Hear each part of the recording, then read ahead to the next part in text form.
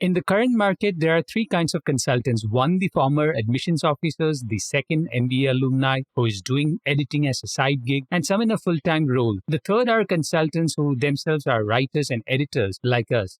I update FNG Math's essay guides every year, so I understand the struggles of applicants. The writing process is never easy, even for an established writer. There are phrases and sentences that appear to be precious but eventually have limited value. Here are two factors that you need to keep in mind while working with an admissions consultant. Number one, editing versus writing versus branding. Applicants have a wide-ranging writing skills. Some are coming from analytically heavy industries like finance and technology, where writing essays is not a requirement. They also have a limited understanding of branding. For such applicants, a consultant who edits and guides them to capture the right story can dramatically improve the quality of the essay. Understanding the story elements, the beginning, middle, and end, capturing vulnerable moments, using W pattern narratives with the ups, downs, and resolution, maintaining a consistent tone, and most importantly, answering the question can help turn around the application. Some consultants only offer edit comments without any input on how to improve the entire narrative. I would not subscribe to such a service. Recently, I had a conversation with a client who, after failing for 2 years, reached out to me with a copy of the edit comments of a famous consultant. And in all the comments, there were never mentions of weaknesses in the examples shortlisted. The editing exercise was about comments on each line without thinking about the entire application.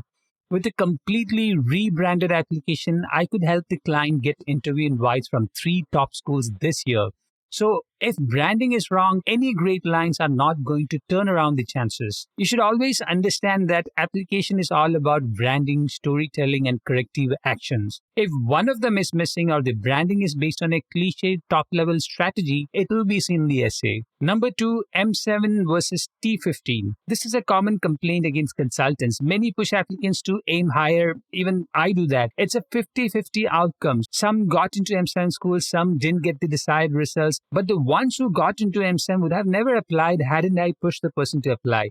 When consultants have such experience, they tend to encourage aiming higher. A lot of frustration from applicants is from a mischaracterization that consultants are doing this to get a higher editing or consulting package. The bigger reason is that apart from sure winners, which is close to 5 to 10% of all applicants, there's a wide range of applicants who are right at the border. For them to win, many times it just requires a small corrective steps in GMAT or GRE retake, a change in branding, shortlisting better examples that are unique for the background, and coordinating with recommenders to ensure that the stories add up. I would always recommend a writer-editor consultant with a strong understanding of branding, regardless of their background.